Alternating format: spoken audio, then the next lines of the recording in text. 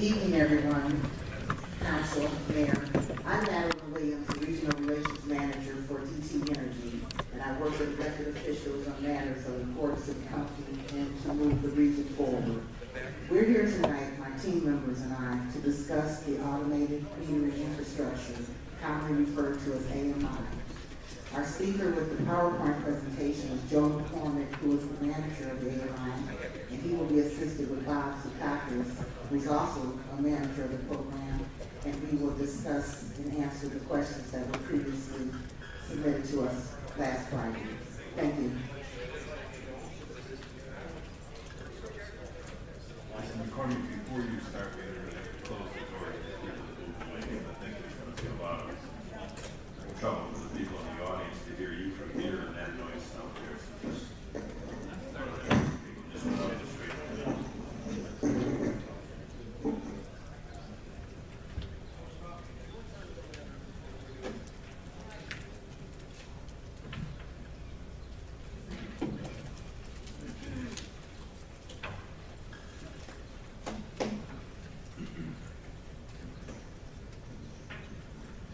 Thank you, Ms. Gallagher. Thank you. A couple of things before I start. I dropped off a number of these books to the council this year, and I am hoping that they've taken a second to review those. If they have not, I've got a couple of extra copies, so if they like those, I can supply those. My presentation tonight, I'll give you a quick summary. I'm going to talk a little bit about the program itself. I'm going to talk about the background of the AMI programs around the United States. I'll talk a little bit about the benefits, and I'll talk a little bit about myths that exist currently. Now, my presentation is on PDF, so I have to page through, so that you're going to have to, if you don't mind, bear with me for a second. I also am not planning on reading every word, so I will kind of, at a high level, go through this and hopefully save time for your questions at the end.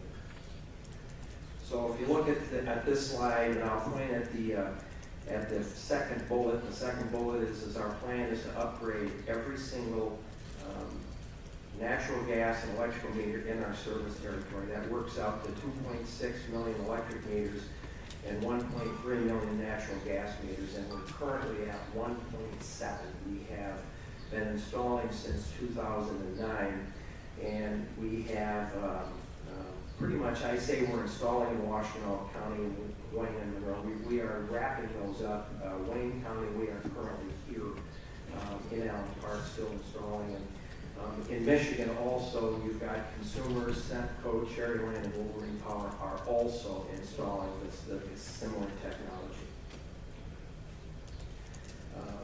Next slide is a map of the United States. And on there, you'll see that virtually every state will have a AMI presence by 2015. That's what the plans are. It is a evolving technology, but it'll be at the present through every state by 2015. Now this is a plan or a map of the state of Michigan, and on that is here is pretty much you can see Michigan is at the top part of the state, and DTE is in the thumb all the way down to the blue and the green. So we're here now, as I have said, and we start in Macomb County in June.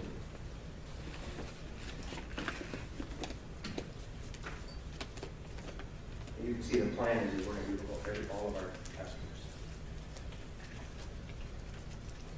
Now these are, I'll read the headline to you. We improve the quality and reliability of energy delivery.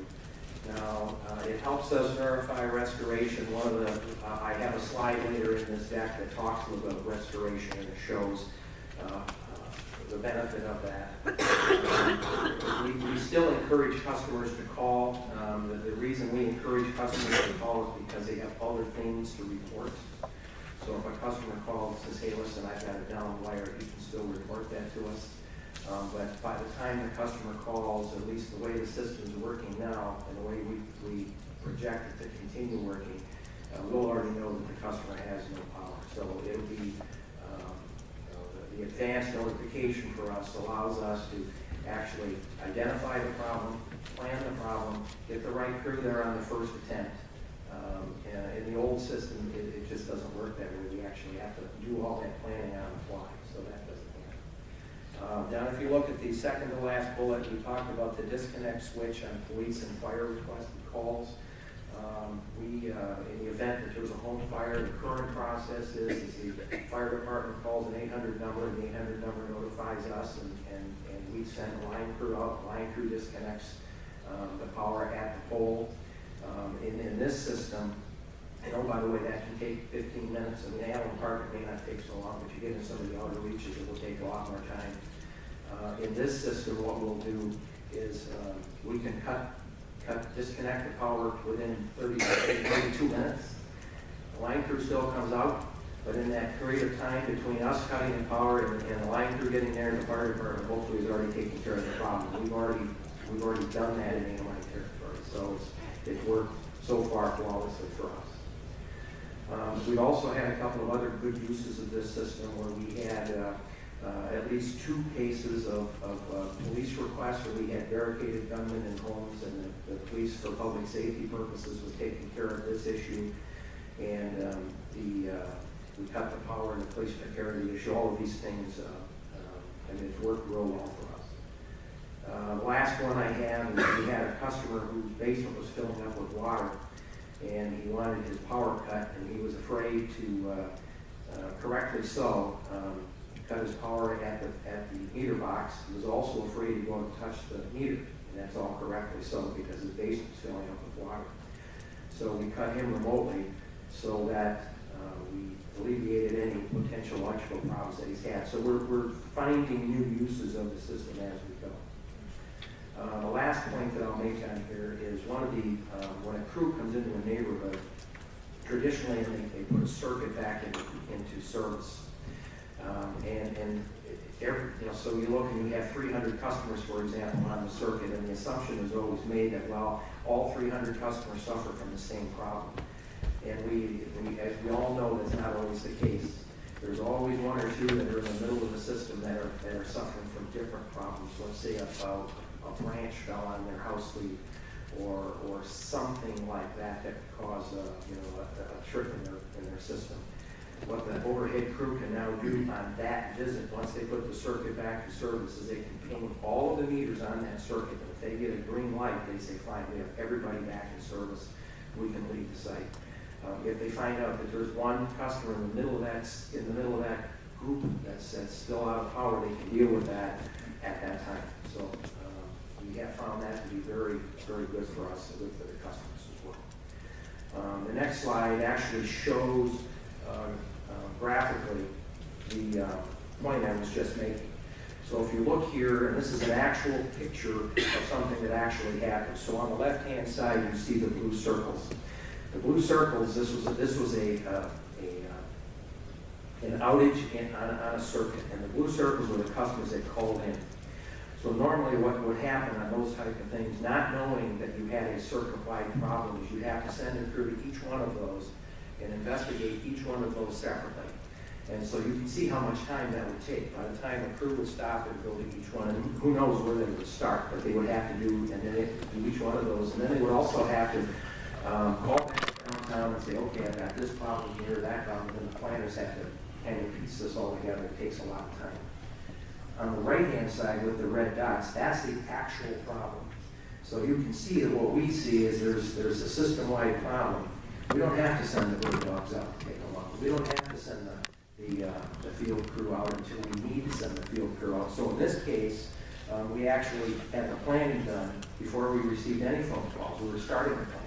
And in some cases, we had the circuit back in service before some of these people even knew that they were out of power. And we're finding that this so far has been a great help in improving restoration time.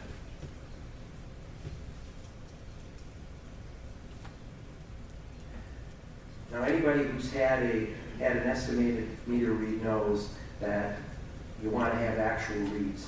And what normally happens if a customer calls and says, I've got an estimated read, I'm mad about it, we dispatch another person out to reread that meter. we don't have to do that any longer. We can get an actual read online for that customer when they call in. Now, the other thing it does is we have winter reading, especially in the northern parts of our territory, is horrible. I mean, it just is. You've got snow up to the bottom of the meter. You've got ice. You've got all kinds of things that prevent us from going into the field. We don't have that problem any longer. I mean, we were in the 90, I'm looking at Bob for this, we were in the 99% current read rate during the winter. That's, for us, that is, especially with all the snow we had this year, is just unheard of. The other thing, if you look down on the second bullet, I want to point this out. The customer has access to their historical energy usage the next day. Okay, they don't have it that day. The customer has access. So if a customer would like to monitor his usage, perhaps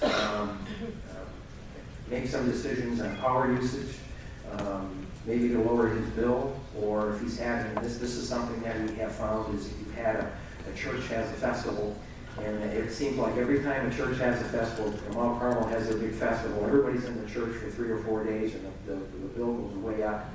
We can now bring it right back and say, okay, let's take a look at how much power you spent on those 3 days, and we can actually do that for them. So that's there, but customers can provide the exact same analysis if they would so choose.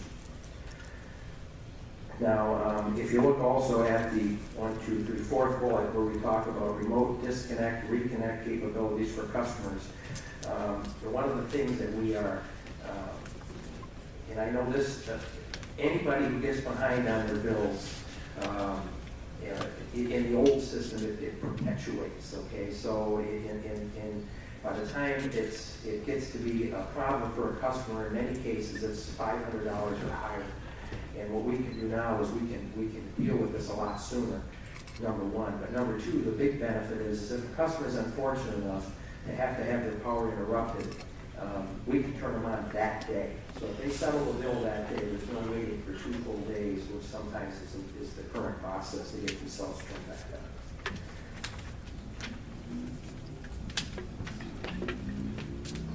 Now this is a slide of the customer data presentment, and this is what a customer would see if he goes online and looks at his usage.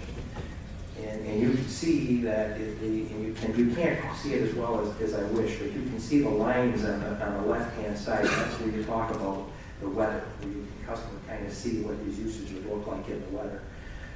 But we have it listed by day, and then on the right-hand side, I have it listed by hour. And you can actually see, again, this is the eye-opening point for me, is when I went and looked, and I have an AMI meter at my house. When I went and looked and saw how much power I'm using at night, I couldn't believe it. It was very interesting that, a phone charger uses power steel, and I'm not charging the phone, so I went ahead and dealt with that. But this is what a customer sees, and what it does is it provides him with the tool to make a decision. Now, I'm going to be very frank with you. If a customer should decide that, you know what, this stuff isn't for me, I want to use twice as much power, that's absolutely fine. If that's what a guy wants to do, that's fine. There's no limiting system. We aren't forcing people onto a specific rate. We are not forcing people to wash their clothes at midnight, none of that stuff, okay? But this is just a tool in the event that a customer would want to save some money on their electrical bill. Now, again, we have customer concerns addressed, all right? We have a what's called an opt-out program, and if there's a customer or I guess customer is the right word, a customer who, for whatever reason, chooses not to participate, he can opt out.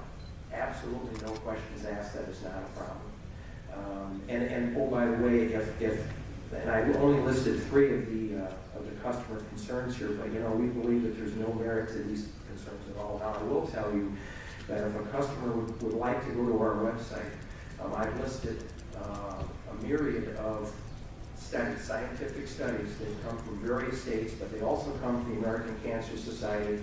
They also come from the Michigan Public Service Commission, places like the state of Texas, places like the state of Maine, who have come to the very same conclusion that this is safe technology. So, regardless, if a customer feels that this just isn't for him, that a customer can do that. Now, I will tell you also, I don't remember where the next slide is, this is the opt-out program. Every single customer that we install meters, every single customer, I'm emphasizing that, receives a letter from us. And I wrote the letter, so I can tell you that it's in there. And we talk about the opt-out, and we talk about the fees that are involved in the opt-out, which were approved by the Michigan Public Service Commission last May. And we talk about how they can opt out.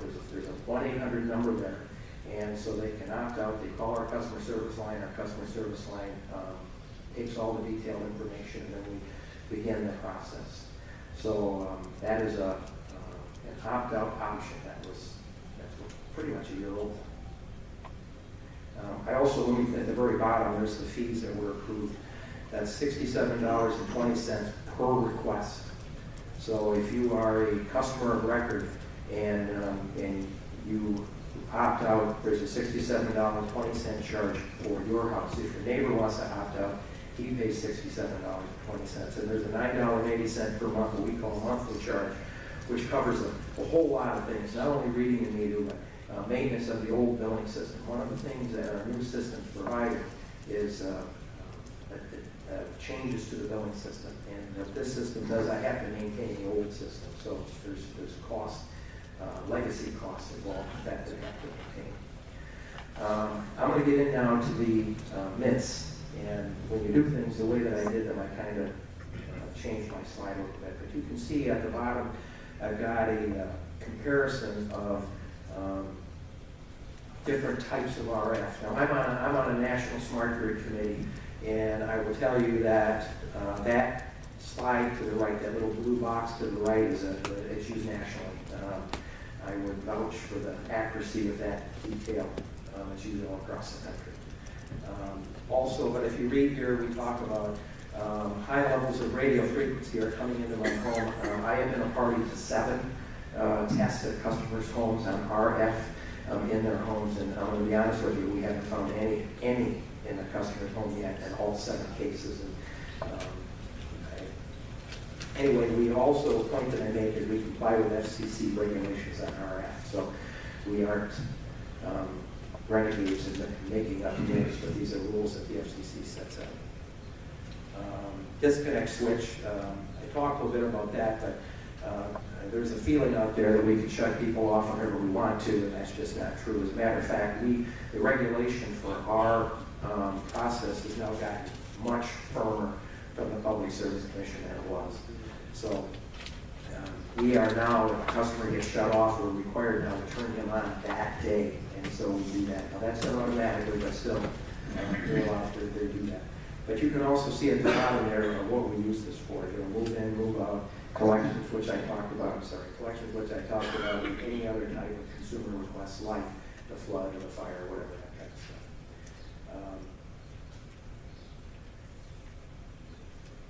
This is something that every once in a while comes up, appliances and tracking of electronic devices, and I've said this 100 times, is we have absolutely no interest of getting into your home. That is a customer's decision, okay? And, if the world changes and there's that technology is more available than it is now, that's not what we're doing. And I will also tell you that the data that we provide is available to the customer.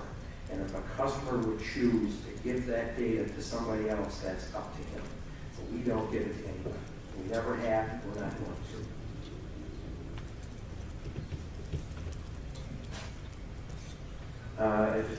Again, these are actual points that people would raise. So you talk about security and surveillance devices, and there's a statement in there about hackers, there's a statement in there about selling to third parties, there's a statement in there about people can tell from their meter usage whether they are home or not. I'll emphasize this point, what comes out of the meter. I actually brought a meter in to show you guys if you'd like to see it, but what actually comes out of the meter is your meter read. It doesn't give your address, it doesn't give your social security, it doesn't give any of that stuff. It gives your meter read. So, also, I don't, So there's a group of customers that think that that's dangerous stuff, but we've been reading meters for probably 100 years. Even the house number is none of that stuff. So that's it for me. I don't know. I did this in probably 18 minutes. So if you've got questions, you can go to our website. That will answer it. The Michigan Public Service Commission also has a lot of this detail on their website. I avail myself for your questions. Mr. Sikowskis? Absolutely. Present first, and then we'll take the questions at the end of the presentation.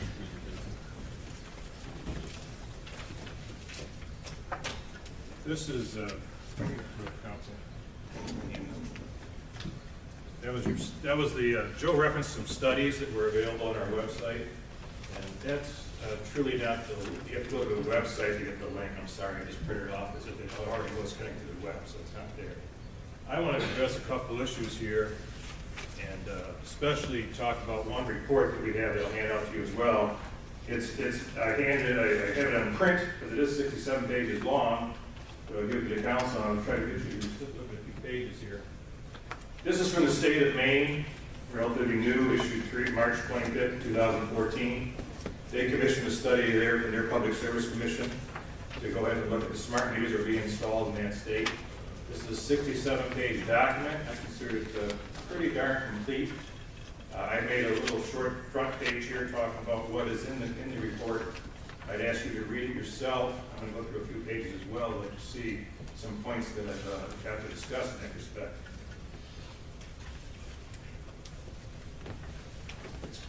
It's down to half a page. Try to save some print paper and work my contacts too. So first thing I'd like to just call you to look at is the summary on pages 1 to 2. And it's all together. There are 7 points that the report brought out. Essentially, it says that the meters are safe as to what they're installing in Maine. It says they comply with the RF standards. Talks about studies, not seeing a study that promotes any sort of scientific evidence of health risk.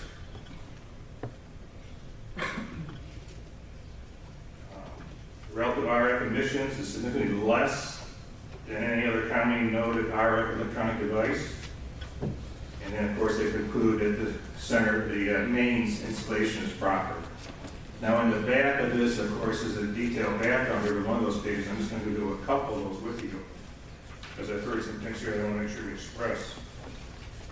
First off, under section 14, or page 14, they address that there were over 100 peer-reviewed scientific studies that they brought into this report. So that's why I consider one of the more conclusive and complete reports, because often we get a single page or a single report. In this respect, it does look at 100 studies.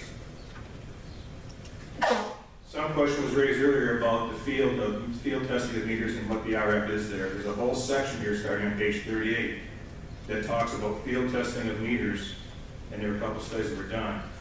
I'll tell you that, again, the study shows conclusive that there's not an RF issue with respect to the meters. In section 40, page 45, sorry, I didn't say section page. Again, 100 studies were reported. Most of these did concern cell phones more than smart meters.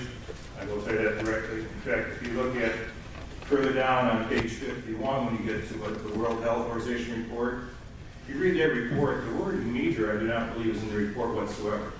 It's about cell phones and the RF emitted from cell phones. So I think you got to look at that in that respect. These other studies, pages 55 through 59, these were all looked at by this committee, and I'll tell you what it is, they're consistent in their conclusion. The RF for meters is significantly below the federal standards and is considered a safe technology. Now, I'm not going to go through and read every one of those, but you can see from the studies that there are multiples out there in respect to what's been done on AMI.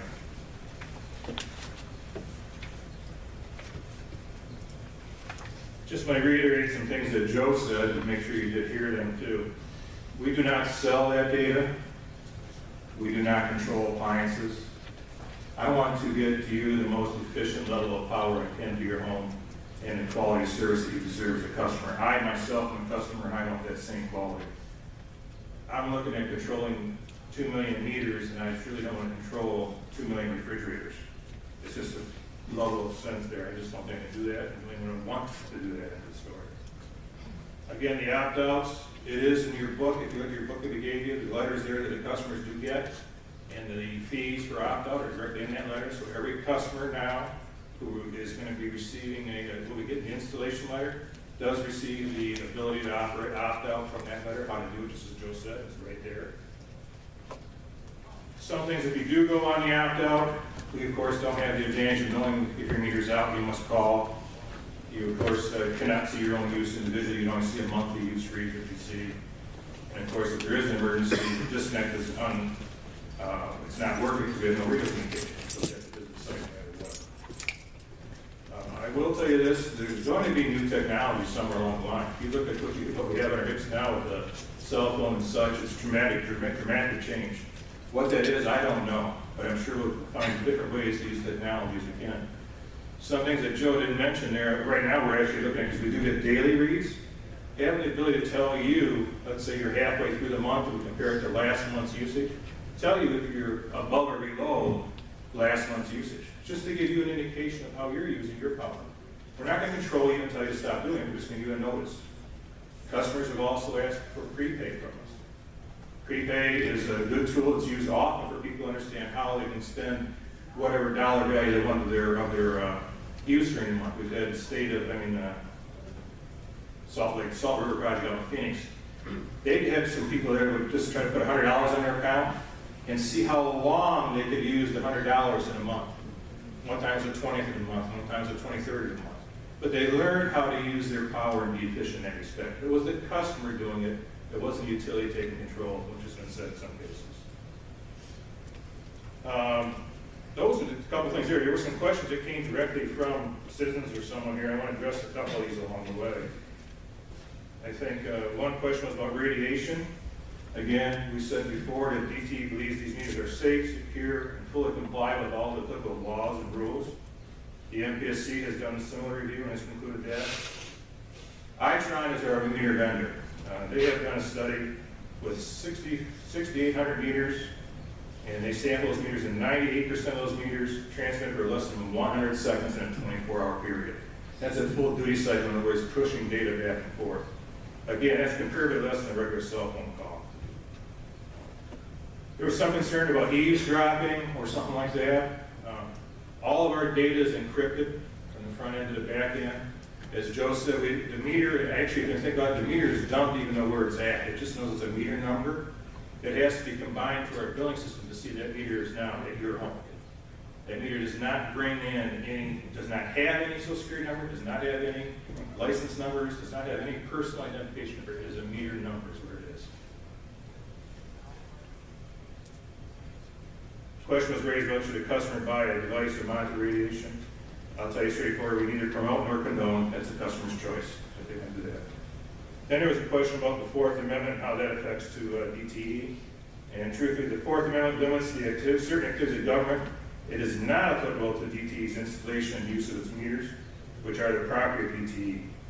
Our right to access the meters for reading or maintenance of our equipment is governed by the tariff of the MPSC, which in short states, as a condition of taking service, authorized employees and agents of the company shall have access to the customer's premise at all reasonable hours to install, turn on, disconnect, inspect, read, repair, and remove its meter.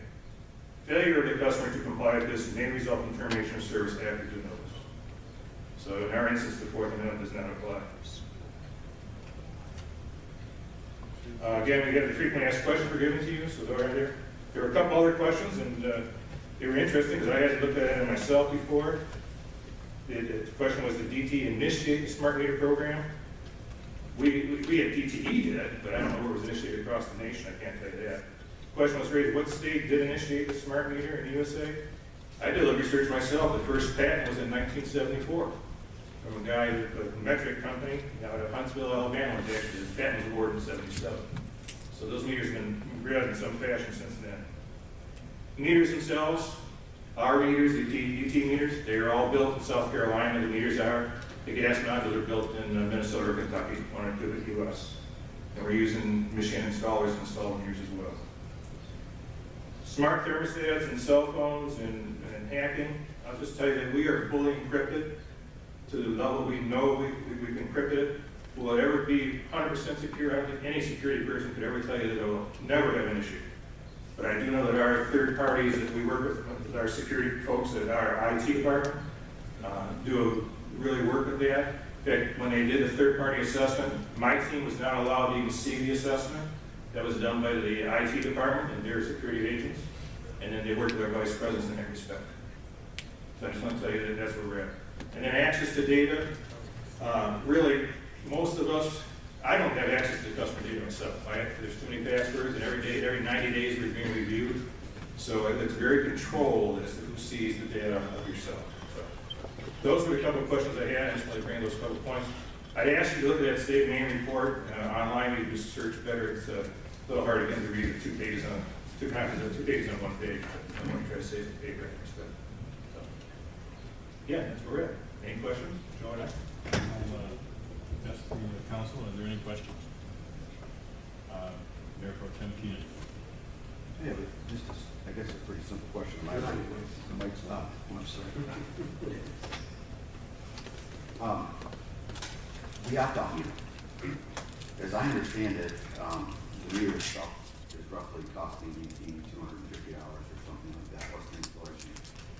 If the customer is opting out, what benefit is it to DTE to install an opt-out meter as opposed to just using an analog meter? If you don't have any advantage as far as the readings, the ability to turn it on and off, like the gentleman said with the water coming in or what have you, and why is DTE spending $250 to replace an analog meter if in fact there is no difference in your capabilities to the opt-out meter? I can answer that. I answer part of it, I'll answer part of it. The cost of the meter is not $250. The cost of the meter is closer to less than $100.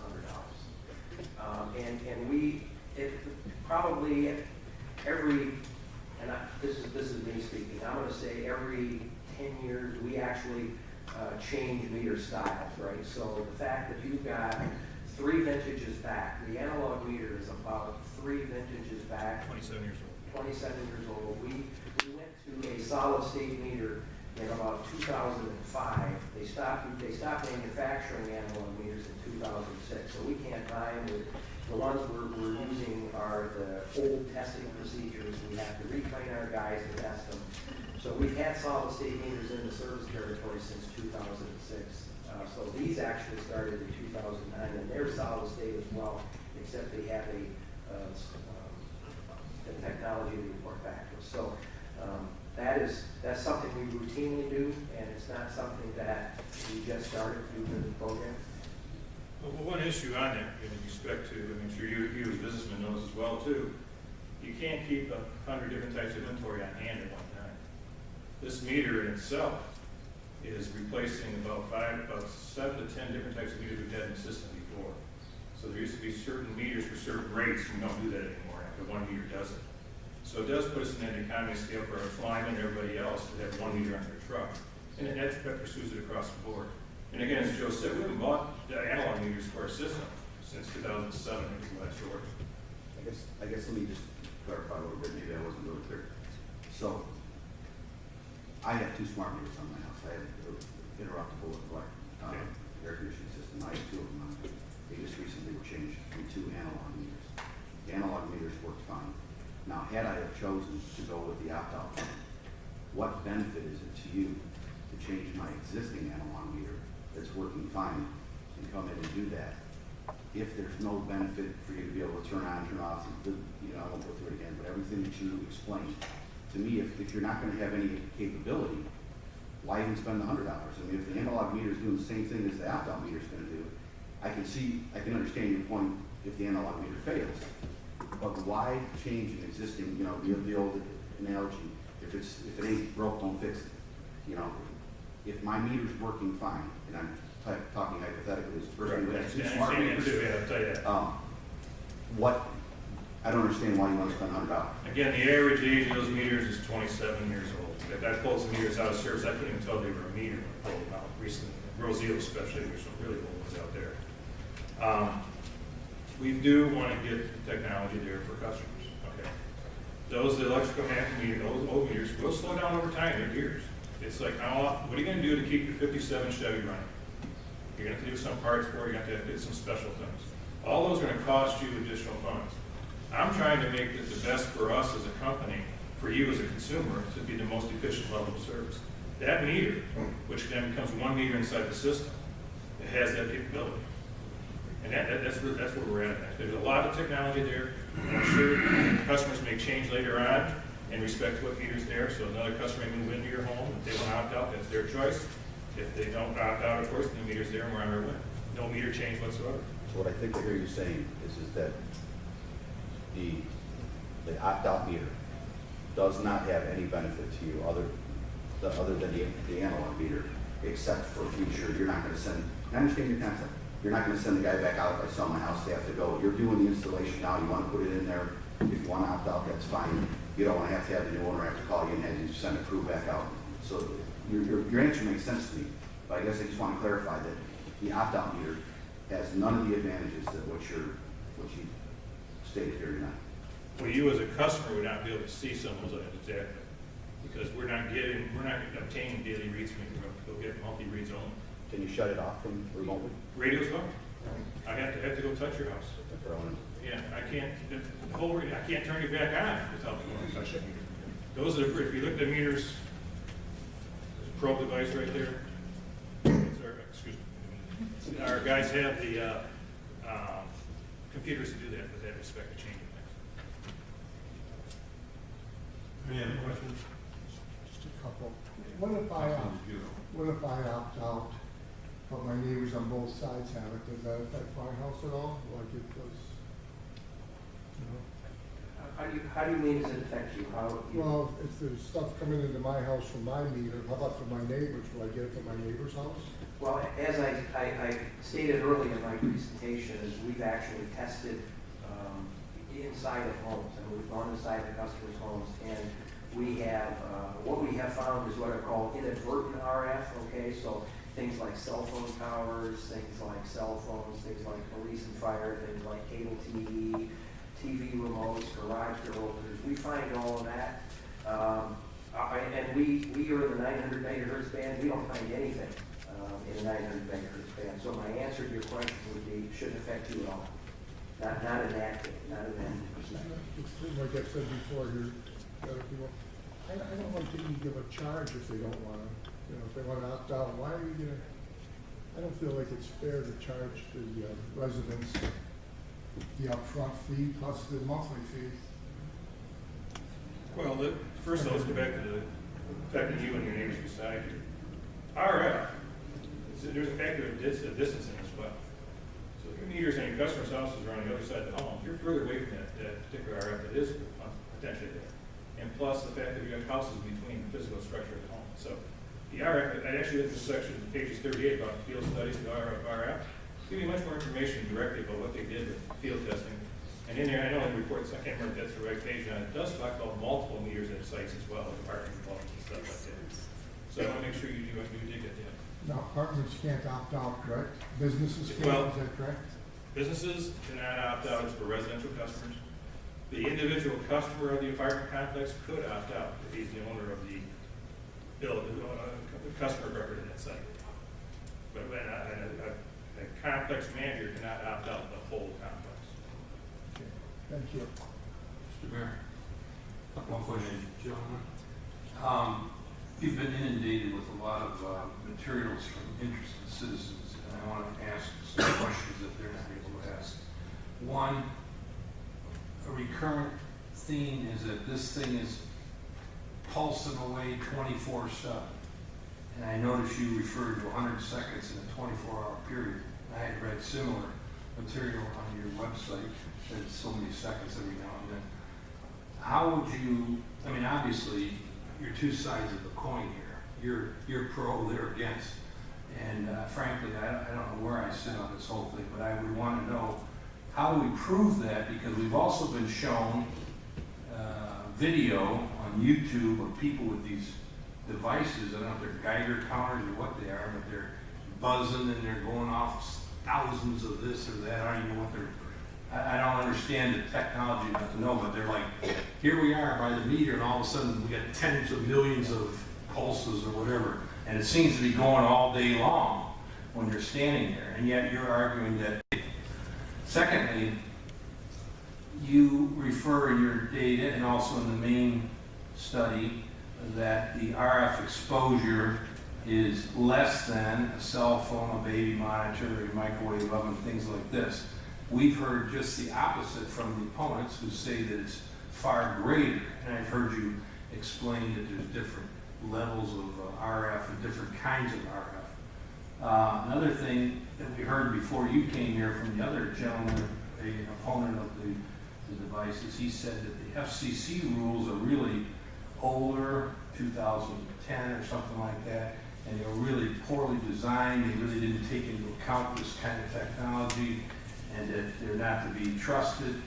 And then finally, they referred to the fact that you may not be selling data, but the fact is, or maybe the question is, if I choose to use my washing machine at 3 in the morning, I don't know if that marks me as some kind of nighttime, bather or what I am, or if that data you can find out about, or maybe I vomit on my clothes at night and I have to wash them early in the morning.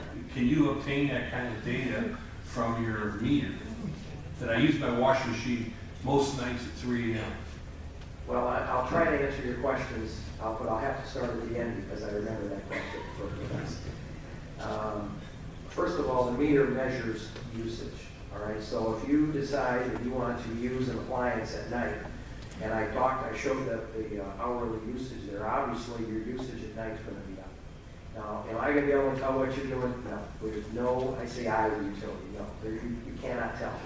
There is, all it's going to say is Councilmember Hayes is using more electricity at night than during the day. So I'm not going to get a call from Maytag saying as much as you use that washer, you better get a new one pretty soon. Absolutely not. And this would be if you and I had a conversation and you talked to me and said, "Boy, I do all my laundry at night, and here's my advantages to doing that." My answer would be more power to you. That's a cool thing. That's what you want to do. I will tell you this: I have to do my laundry at goofy times too. So that's the first thing. Backing up your other question, you talk a little bit about RF exposure. I'm paraphrasing. I'm on a national committee, and all 50 states are on this committee, and we're representative from all 50 states. All right, and we talked about. We actually did a study. We did a study on RF from these meters compared to other devices. Okay, so the easiest one to talk about is a cell phone. So the statistics are like this. 99 and some high number, like 99.8% of people in this country own a cell phone. Those people make one phone call per day on the average that lasts 3 minutes. Given that statistic, if you added up all of the RF from a AMI meter, it would take 365 years to make up the 1 year worth of cell phone usage and the statistics that I just provided. We just done it. So, I have 2 items that I'd like to address. It's in the main report, again, PUC, page 25, on the left-hand side there. It talks about a report given to, in August of 2010, a letter from Julius Knapp, the chief of the FCC's Office of Engineering and Technology, to Cindy Sage. The FCC advised that is the average power, not the peak power, of a device that is relevant for exposure evaluation. And then the next paragraph goes on to explain how that is calculated. And then again, you start asking about distances and clusters and such. On page 37, it talks about at a distance of 3 feet. And I don't know how people stand 3 feet in their meter. Some houses are there, but it is 3 feet. The peak signal would be expected to have degraded to approximately 0.02, and I don't even know how to read the MW/cm squared. I'm not the engineer in that respect. At the average smart meter duty cycle, even if all that activity occurred in a 30-minute period. So it's well below FCC standards regardless. One final question. one of the points was made by the gentleman that spoke before was that the meter itself mounted on the back of the wall, say it's your bedroom wall, this is the thing we heard recurring too. There's a kind of a larger portion of it's coming into your house actually than, radiating out, because there's like a V there where it literally goes into your house at a greater frequency or volume than it does elsewhere. Do you have any comment on that? The tests that we have performed, the tests that have been performed around the country do not agree with that. And I will testify personally that on a number of occasions, I've gone into customers' homes, we had actually done the test. We had one of our distribution engineers from telecom distribution engineers actually come in and perform the test. So I did not do it myself. And the findings are, do not even come close to agreeing with the statement you just made. Thank you. Is there any other questions? But We've gone over, but we thank you for your time, and thank you for coming out for the presentation. It's almost 20 to 7. We're going to start the council meeting in 10 minutes to 7.